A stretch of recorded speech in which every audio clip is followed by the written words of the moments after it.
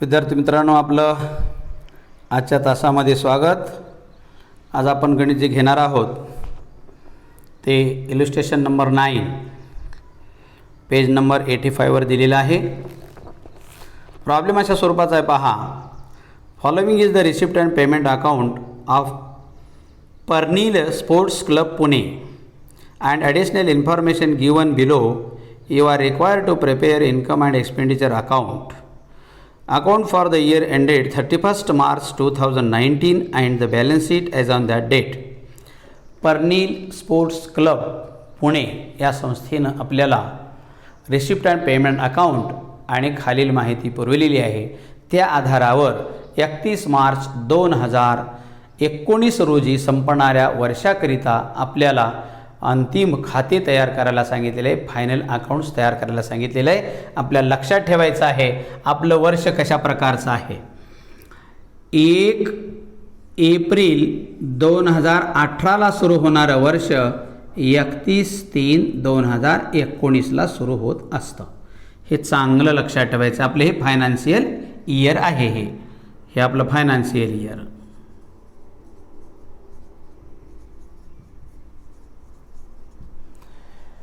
आपण 2018-19 मध्ये आहोत.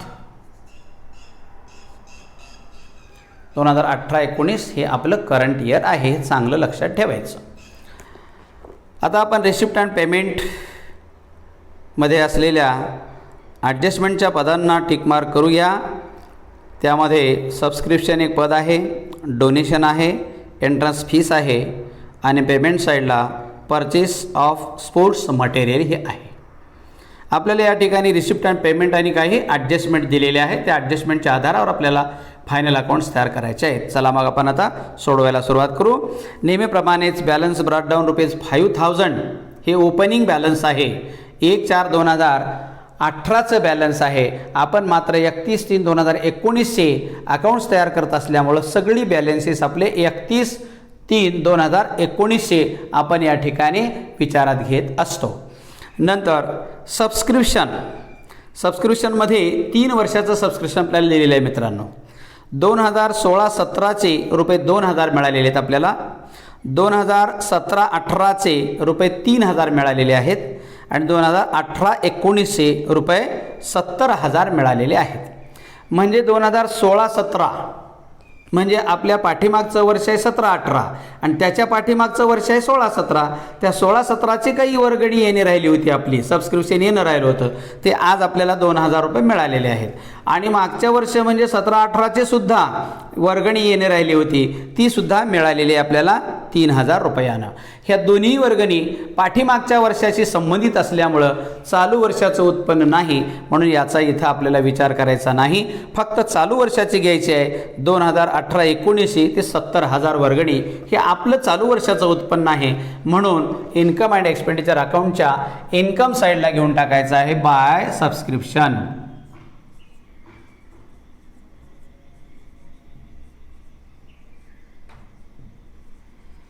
हे ₹70,000.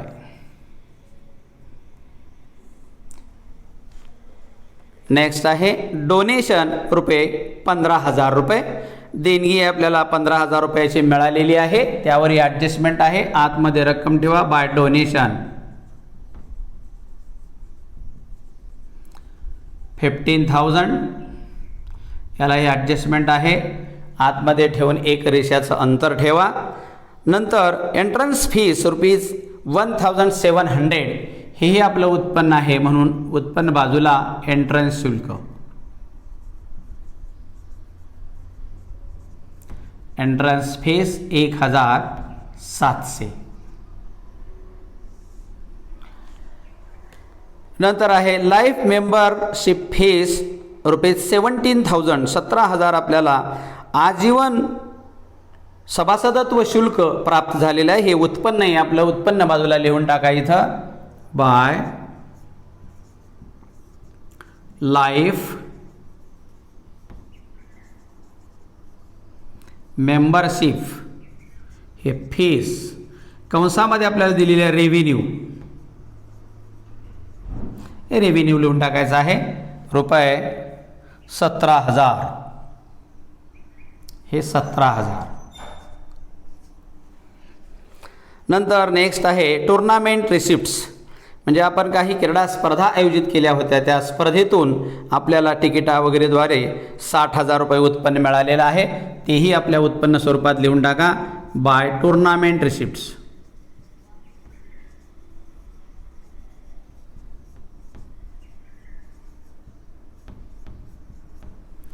ते आहेत 60,000 रुपये.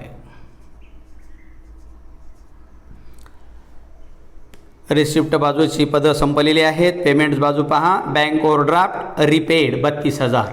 आपल्याकडे मागच्या वर्षी आपण 32,000चा बँक ओव्हरड्राफ्ट काढला होता. बँकेचं अल्पकालीन कर्ज त्याला म्हणतो आपण, बँक अधिविकर्ष हे काढला होता. अधिकोष अधिविकर्ष असं त्याला मराठीतून म्हणतात. ते 32,000 रुपयाचं कर्ज काढलं होतं, परंतु इथं स्पष्ट आपल्याला सांगितलं रिपेड देऊन टाकलेलं आहे. म्हणजे आता कर्ज शिल्लक राहिलेलं नाही. जर राहिलं असतं तर आपण लायबिलिटी साईडला अजून पुढे चालू ठेवलं असतं, पण ते देऊन टाकलेलं आहे, फेडून टाकलेलं आहे. आता इथे घ्यायची गरज नाही. सॅलरी हा आपला खर्च आहे, म्हणून एक्सपेंडिचर बाजूला घेऊन टाका. सॅलरी फर्स्ट आयटम आहे हा.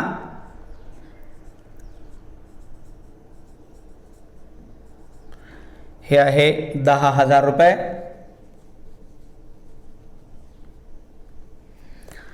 नेक्स्ट आहे इलेक्ट्रिकल चार्जेस 4,000.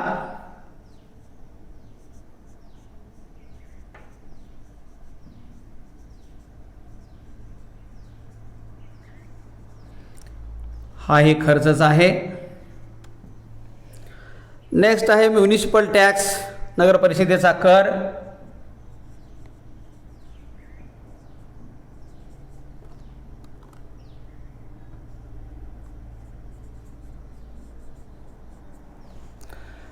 आहे 2,700.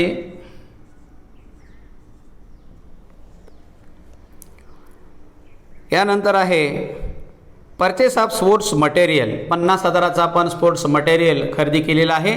या ठिकाणी आपल्याला स्पोर्ट्स मटेरियलवर किती खर्च झाला हे खर्च इन्कम अँड एक्सपेंडिचर अकाउंटला नोंदवावं लागतं, आणि हा खर्च कशा प्रकारे काढला जातो आपण पाहिलेला आहे.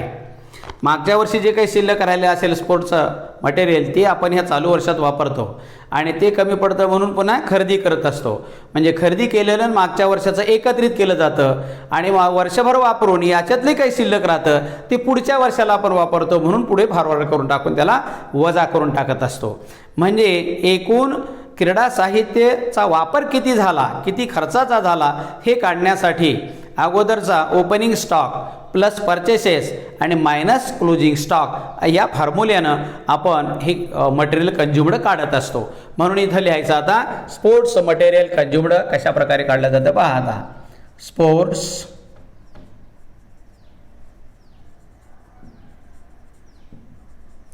कंझ्युम्ड.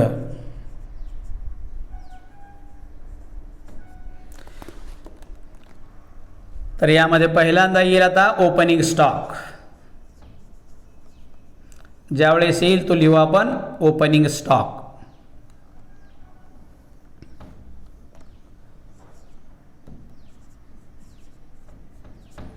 आणि त्यामध्ये ॲड करू आता सध्या जे परचेस केलेलं आहे ते प्लस परचेसेस. हे परचेसेस किती आहेत पहा 50,000.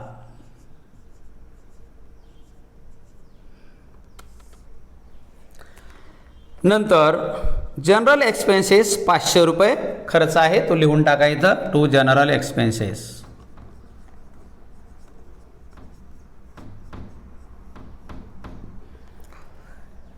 $500.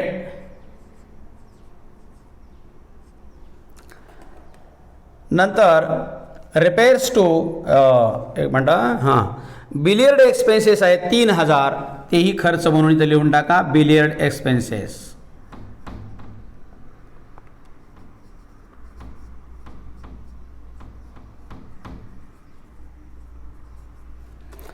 हे आहेत 3,000. नंतर रिपेअर टू ग्राउंड ₹500 हे रिपेअर्स आहेत, हाही खर्चच आहे.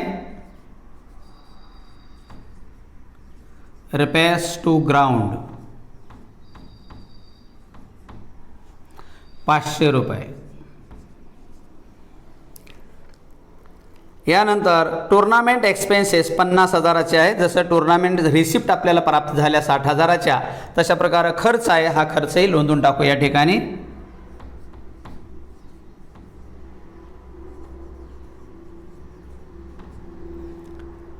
Tournament expenses 50,000.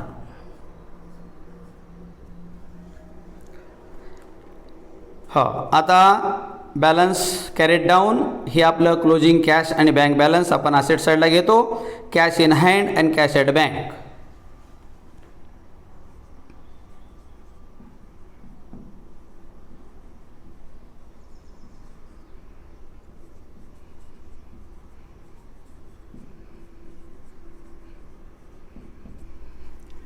हे 7,000 आणि 14,000. अशा प्रकारे आपलं रिसिप्ट अँड पेमेंट बाजू संपलेली आहे. आता ॲडजस्टमेंट पाहूया, एक एक ॲडजस्टमेंट विचारात घेऊ.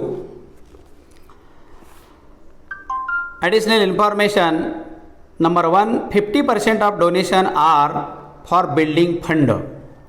जे डोनेशन आपल्याला एकूण मिळालेलं आहे 15,000 रुपयाचं, या 15,000पैकी 50% म्हणजे 7,500 हे बिल्डिंग फंडासाठी आपल्याला मिळालेलं आहे.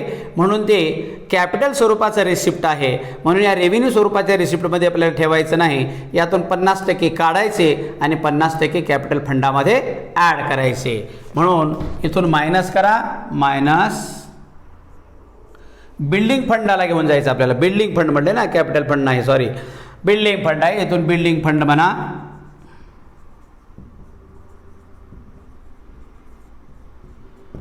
बिल्डिंग फंडाला घेऊन टाका 7,500 आणि रेव्हेन्यू स्वरूपाचं राहील फक्त आता 7,500 रुपयाचं.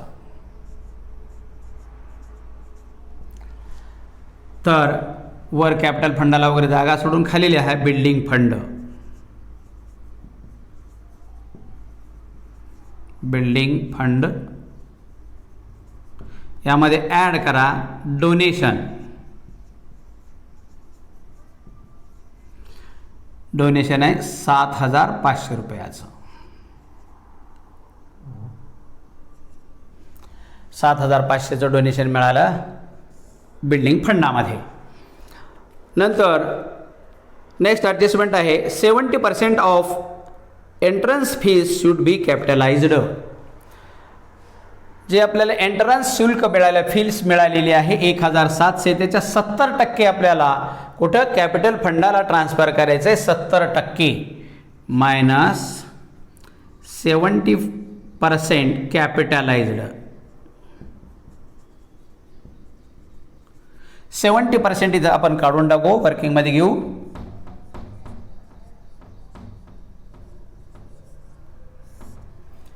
नंबर 1,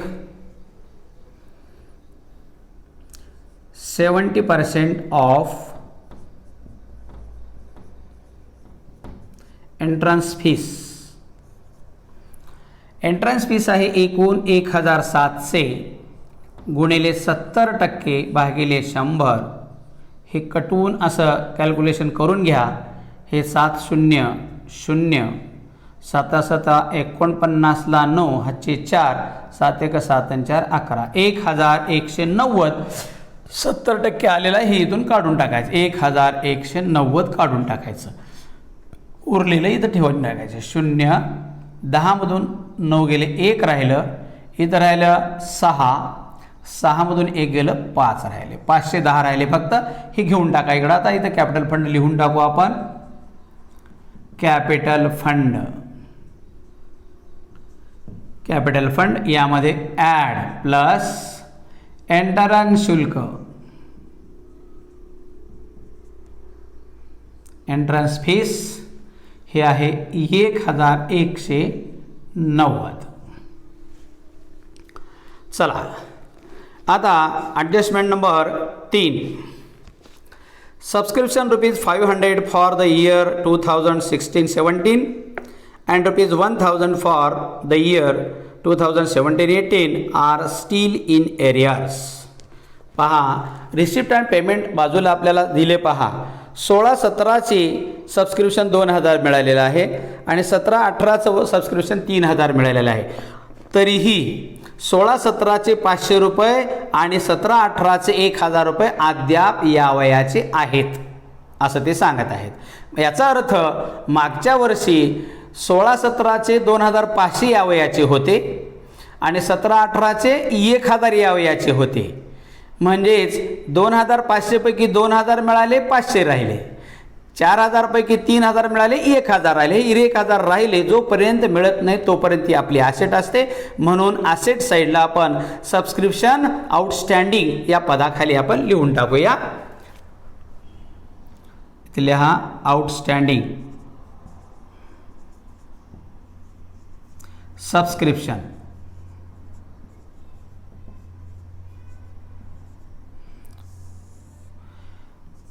दोन 2016-17चे आहेत 500 रुपये आणि 2017-18चे आहेत 1000 रुपये. नंतर आता पुढे चला. आता ॲडजस्टमेंट नंबर 4 आपल्याला दिलेला आहे. Following are the balances appear in the books as on 1/4/2018. म्हणजे 1/4/2018 आपलं वर्षाची सुरुवात पहा. 1/4/2018 ह्या प्रारंभी या वेळेला आपल्याकडे काही ॲसेट आणि लायबिलिटीच्या बॅलन्सेस होत्या, त्याचाही आपल्याला विचार करावा लागतो. तर त्या ॲसेट आणि लायबिलिटीच्या बॅलन्सेस कोणकोणत्या आहेत पहा. Building fund 47,000. हे बिल्डिंग फंड सुरुवातीला आपल्याला दिलेली बिल्डिंग, आपण चटकन बिल्डिंग वाचतो आणि बिल्डिंग वाचल्यानंतर लगेच ॲसेट आहे म्हणून गप्पन आपण काय करतो, ॲसेट साईडला लिहून टाकतो. म्हणून कधीही पूर्ण वाचायचं. बिल्डिंग फंड आहे आणि बिल्डिंग फंड हे ॲसेट साईडचं नसून लायबिलिटी साईडचं आयटम आहे, म्हणून लायबिलिटी साईडला लिहून टाकायचं बिल्डिंग फंड. आपण अगोदरच लिहिलेलं आहे, फक्त आता रक्कम लिहायची आहे 47,000. हे 47,000 बिल्डिंग फंड. आता टोटल बिल्डिंग फंड बाहेर घेऊन टाका, किती होतात बघा. 7 × 7 14ला 4 हातच्या आला 1, 54,500 बिल्डिंग फंड टोटल झाला आपला. नंतर बँक ओव्हरड्राफ्ट 32,000, 32,000चा बँक ओव्हरड्राफ्ट आहे, तो आपण पूर्वी विचारात घेतलेला आहे. रिसिप्ट अँड पेमेंटच्या पेमेंट बाजूला पहिलंच आयटम आहे बँक ओव्हरड्राफ्ट रिपेड, त्याचं आणि पूर्ण फेड केलेली आहे. म्हणून आता इथं लायबिलिटी शिल्लक राहिली नाही, ती इथं घ्यायची नाही. नंतर लँड ₹1,50,000 ही आपली लँड आहे, ॲसेट आहे, म्हणून सरळ ॲसेट बाजूला घेऊन टाका. लँड 1,50,000, याच्यावर ॲडजस्टमेंट नाही, सरळ आउटर कॉलमला रक्कम घेऊन टाका. 1,50,000. नंतर स्पोर्ट्स मटेरियल ₹30,000. पहा, स्पोर्ट्स मटेरियल ओपनिंग आहे. हे ओपनिंग आपल्याला कशा कामाला येणार आहे, आपण इथं जे स्पोर्ट्स मटेरियल कंज्युम्ड काढणार आहोत तिथं ॲड करायचं आपल्याला परचेसमध्ये. तर हे इकडे घेऊन टाकायचं आहे. ओपनिंग हे पाहिजे लिहिलं आपण, स्पोर्ट्स मटेरियल कंज्युम्ड ओपनिंग स्टॉक हे आहे 30,000चा.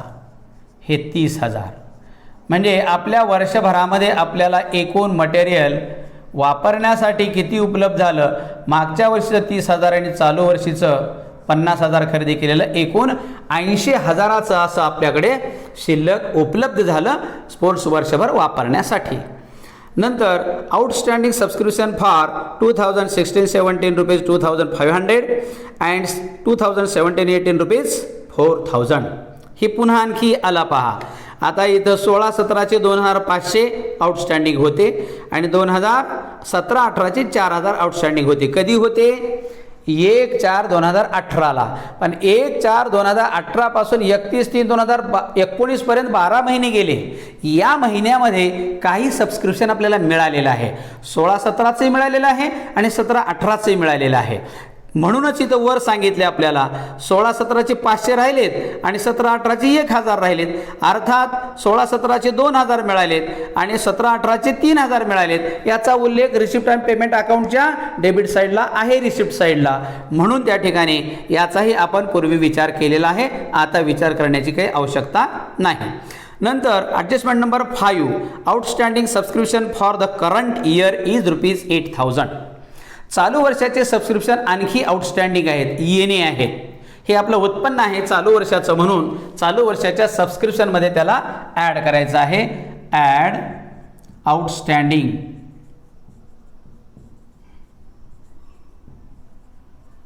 हे 8,000. एकूण सबस्क्रिप्शन स्वरूपातलं आपलं उत्पन्न आहे 78,000 रुपये. 78,000 रुपये. आता हे आपल्याला येणं आहे, म्हणून ॲसेट साईडला घेऊन टाका. ही आज वर्गणीच्या खाली घेऊन टाका. 2018-19 म्हणा याला, आणि इथं 8,000. असं एकूण आपली वर्गणी स्वरूपातलं येणं आहे 0,0,5 आणि 9,500 रुपये त्या ठिकाणी, आणि वर्गणी स्वरूपातलं 3 वर्षाचं मिळून येणं आहे हे लिहिलं आपण. नंतर closing stock of sports material was ₹8,000 on which depreciation is to be provided at 12.5%. हे क्लोजिंग स्टॉक आहे कशाचा? स्पोर्ट्स मटेरियलचा. हे आपल्या स्पोर्ट्स मटेरियल कंज्युम्ड मधून काय करायचं, त्याला आता वजा करायचं आहे आणि ॲसेट साईडला ठेवायचं आहे. ॲसेट साईडला ठेवून टाकूया. Sports material stock of sports material किती आहे? 8,000. याच्यावर ॲडजस्टमेंट आहे, आपल्याला ॲडजस्टमेंटचा विचार करू. आणि हेच आता इकडून मायनस करून टाका. क्लोजिंग स्टॉक आपण पाहिलेला आहे. Opening stock plus purchases minus closing stock. हा क्लोजिंग स्टॉक ₹8,000. म्हणजे आपलं एकूण मटेरियल कंज्युम्ड झालेलं आहे 72,000 रुपयाचं. आता आपल्याला स्पोर्ट्स मटेरियलवर 12.5% डेप्रिशिएशन चार्ज करायला सांगितलं, कारण हे मटेरियल जरी 8,000चं असलं तर यामध्ये काही मोडतोड झालेलं, खराब झालेलं असतं, म्हणून त्याला त्याचं मूल्य आणि कमी करावं लागतं, त्याचं डेप्रिशिएशन काढावं लागतं. म्हणून नंबर 2ला डेप्रिशिएशन काढलं जातं. त्याचं तर काढा. Number 2 DEP on sports material.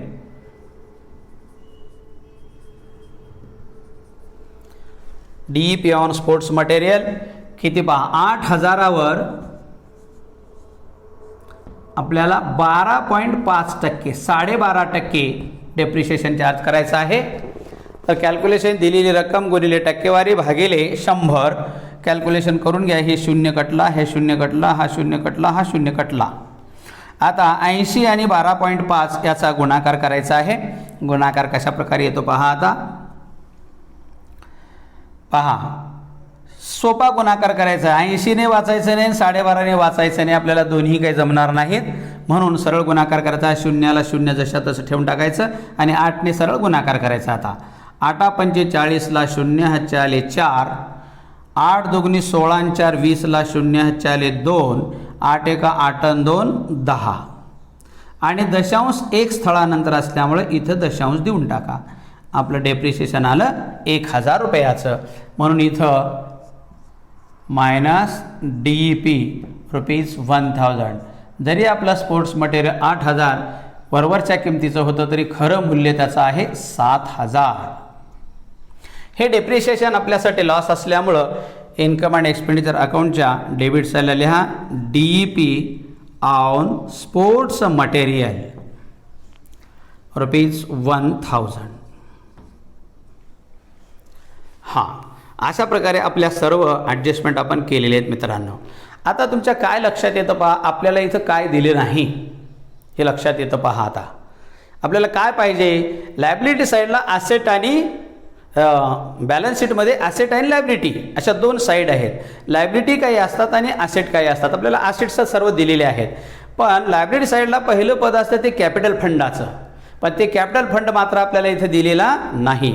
आणि कॅपिटल फंडाशिवाय तर बॅलन्स शीट पूर्ण होतच नाही. आपल्याला माहिती आहे, सुरुवातीपासून आपण पाहत आलेलो आहोत. पार्टनरशिपमध्ये सुद्धा पाहिलेलं आहे, पार्टनरचे कॅपिटल दिले जात असतात आपल्याला, आणि कॅपिटल हे पहिलं आयटम म्हणून आपण ठेवत होतो. तशा प्रकारे याच्यामध्येही काही गणितं करत आलो होतो आपण नॉन फॉर प्रॉफिटमध्ये, त्यातसुद्धा कॅपिटल फंड दिलं जायचं, पण इथं मात्र आपल्याला कॅपिटल फंड दिलेला नाही. का दिला नाही तर कॅपिटल फंड हे तुमचं तुम्ही कॅल्क्युलेट करावं आणि तुमचं तुम्ही त्या ठिकाणी तयार करून लिहून मग गणित पूर्ण करावं, अशी गणित देणाऱ्याची अपेक्षा म्हणजे बोर्डाची अपेक्षा आहे. म्हणजे आपल्याला कॅपिटल फंड कसा तयार केला जातो, कसा काढला जात असतो ते देखील कळणं आवश्यक आहे. म्हणून आपल्याला आता कॅपिटल फंड काढायचा आहे. कॅपिटल फंड काढणं फार काही अवघड नाही, यात काही जास्त टेन्शन घेण्याचं काही कारण नाही. कॅपिटल फंड हा सुरुवातीला दिला जात असतो. म्हणून कॅपिटल फंड काढण्यासाठी आपल्याला आणखी एक दुसरं विवरण तयार करावं लागणार आहे, ते म्हणजे ओपनिंग बॅलन्स शीट तयार करावं लागणार आहे. ओपनिंग बॅलन्स शीट म्हणजे आपलं ओपनिंग कधी आहे, 1/4/2018 ओपनिंग आहे. तर यावेळेसचं बॅलन्स शीट तयार करायचं आपल्याला. आता यावेळेसचं बॅलन्स शीट तयार करायचं म्हणजे 1/4/2018चं बॅलन्स शीट हे 31/3/2018चं बॅलन्स शीट राहणार आहे. म्हणजे मागच्या वर्षीचं क्लोजिंग बॅलन्स शीट हेच चालू वर्षीचं closing balance sheet opening balance sheet राहणार आहे. मग हे ओपनिंग बॅलन्स शीट काढलं, तयार केलं की मग आपल्याला कॅपिटल फंड मिळतो. आणि ओपनिंग बॅलन्स शीट काढण्यासाठी ओपनिंग जे बॅलन्सेस आहेत तेवढेच आपण विचारात घ्यायचे आहेत.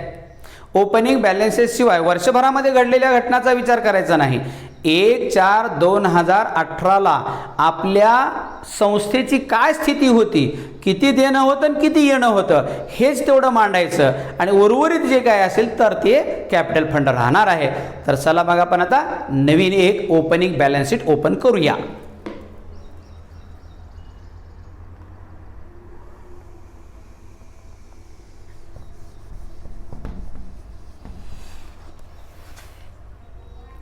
लिहायचं opening balance sheet.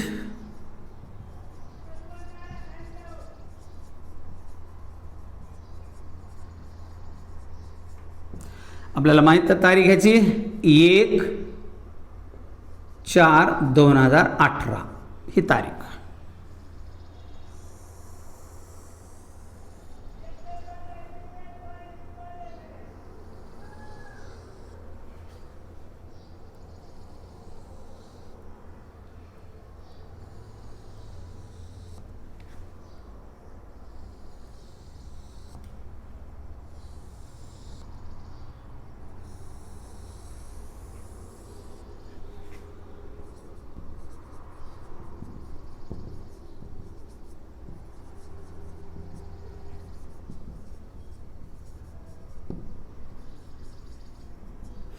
Opening balances घ्यायचे आहेत आपल्याला.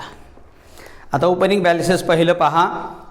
रिसिप्ट अँड पेमेंट अकाउंटच्या रिसिप्ट बाजूला, डेबिट बाजूला पहिलंच पद आहे पहा, बॅलन्स ब्रॉट डाऊन 5000. हे ओपनिंग बॅलन्स आहे. म्हणून हे ओपनिंग बॅलन्स कुठे येईल, कॅश असेट साईडला. म्हणून इथं लिहा कॅश इन हँड ₹5000. हे ओपनिंग बॅलन्स आहे. आणि आता दुसरीकडे आपल्याला बॅलन्स आहे, ओपनिंग बॅलन्सेससाठी स्वतंत्र ॲडजस्टमेंट दिलेली आहे पहा. Adjustment number 4, following are the balances appeared in the books as on 1/4/2018. 1/4/2018 रोजीचे बॅलन्सेस. सरळ आपल्याला सर्व बॅलन्सेस दिलेले आहेत. जे लायबिलिटीला येतात लायबिलिटीला घ्यायचे, जे असेटला येतात ते असेटला घ्यायचं आणि बॅलन्स शीट क्लोज करून टाकायचं. येणारी जी शिल्लक असेल ती आपलं कॅपिटल फंड राहणार आहे. यात काही एवढं विशेष अवघड नाही आहे. तर आता बिल्डिंग फंड ₹47,000. बिल्डिंग फंड हे लायबिलिटी साईडचा आयटम आहे, म्हणून लायबिलिटी साईडला घेऊन टाका बिल्डिंग फंड.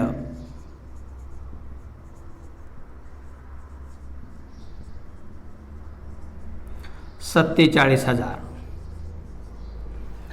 नंतर बँक ओव्हरड्राफ्ट 32,000. बँक ओव्हरड्राफ्ट आपलं कर्ज आहे, लायबिलिटी साईडला येतं, म्हणून इथं लिहायचं बँक ओव्हरड्राफ्ट. Bank OD ₹32,000. नंतर लँड ही आपली ॲसेट आहे, 1,50,000. ॲसेट साईडला घेऊन टाका. लँड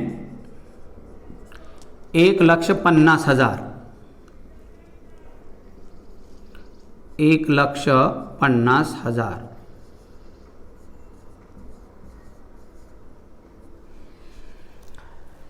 नंतर स्पोर्ट्स मटेरियल ₹30,000 क्रीडा साहित्य आपलं वर्षाच्या अखेरीस शिल्लक राहिलेलं गेल्या वर्षीचं म्हणजे वर्षाच्या सुरुवातीला राहणार आहे, म्हणून स्पोर्ट्स मटेरियल लिहा.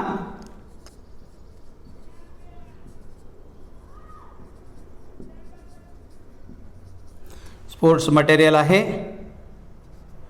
30,000 रुपयाचं.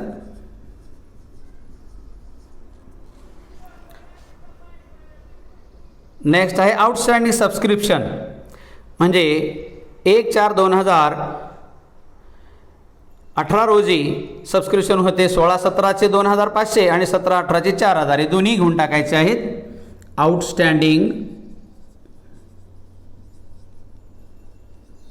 सबस्क्रिप्शन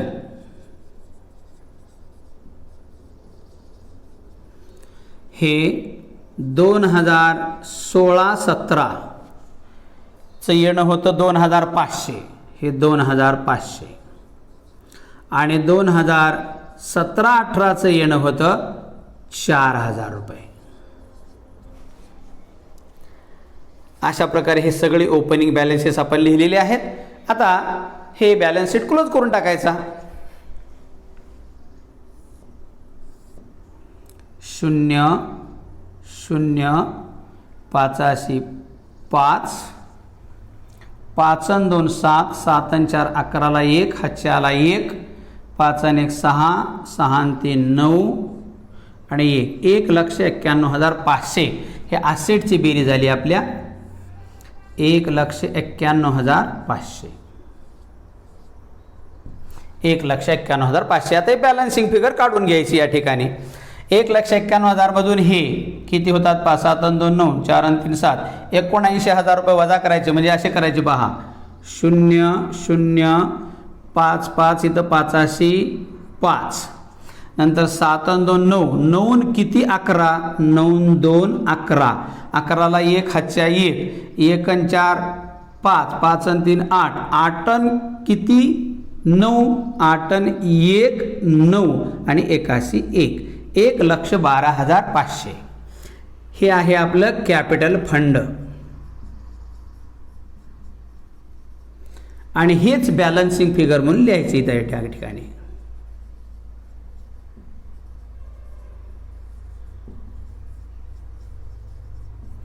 बॅलन्सिंग फिगर आहे 1,12,500 हे लिहून टाकायचं या ठिकाणी आपल्याला. आता 1,12,500 हे आलं कॅपिटल फंड आपलं.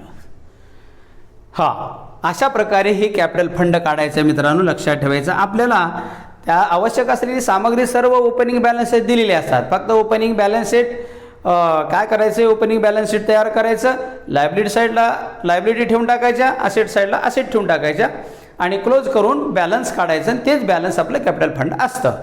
तर ठीक आहे, आता आपण income and expenditure account close करूया. आता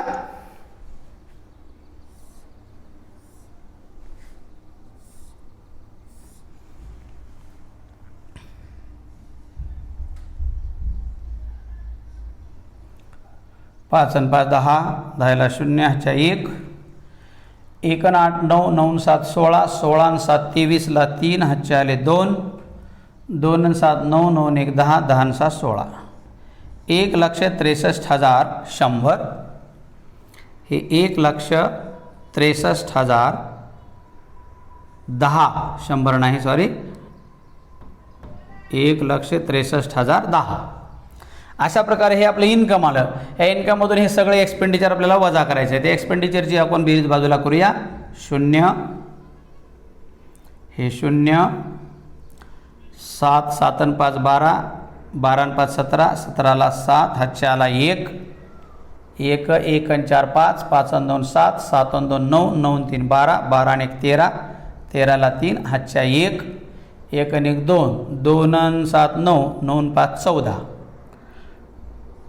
1,43,700 आणि 1,63,000 पहा 1,43,700 1,63,010 अशा प्रकारे आपलं हे आहे इन्कम, हे आहे एक्सपेंडिचर. इन्कममधून एक्सपेंडिचर वजा करून टाकायचं आहे. आपल्याला सरप्लस किती येतं पाहू. हे 10 10मधून येतं, इथं शून्यामधून 7 जात नाहीत, इकडचा एक घेऊन 10 केला, 10मधून 7 गेले, 3 राहिले, इथं राहिले 2, 2मधून 3 जात नाही म्हणून इकडचा घेतला, पुन्हा 12 झाले, 12मधून 3 गेले, 9 राहिले, इकडं 1 गेल्यामुळे इथं राहिले 5, 5मधून 4 गेलं, 1 राहिलं, 1 गेलं 0, 19,310 हे आपलं सरप्लस 19,310 याला आपण लिहून टाकू टू सरप्लस. यालाच म्हणतात excess of income over expenditure. हे आपण आता कॅपिटल फंडामध्ये ॲड करायचं आहे. प्लस सरप्लस किती आहे 19,310 हे 19,310. आता कॅपिटल फंड एंट्रन्स फीस आणि याची बेरीज करून बाहेर घेऊया. 0 9 1 10 4 1 1 5 6 6 1 7 3 10 0 4 1 1 2 3 3 1 4 4 9 13 13 3 1 1 1 2 1 3 हे 3 आणि 1 1,33,000. आणि आता बॅलन्स शीट क्लोज करू आपण. 0 0 5 5 4 3 7 3 5 8 आणि 1 1 1,87,500 असंच इकडची बेरीज करूया आपण आता. 0 0 5 7 4 11 11 7 18 18 9 27 ला 7 हातचे 2 2 आणि 1 3 3 आणि 5 8 आणि 1 1,87,500 अशा रीतीने आपलं गणित टॅली झालेलं आहे. मित्रांनो लक्षात ठेवायचं आहे यामध्ये जे नवीन काय आहे ते नवीन फक्त लक्षात ठेवायचं आहे ते म्हणजे ओपनिंग बॅलन्स शीट काढून आपल्याला कॅपिटल फंड कसा काढता येतो एवढं आपण या ठिकाणी शिकण्यासारखं आहे.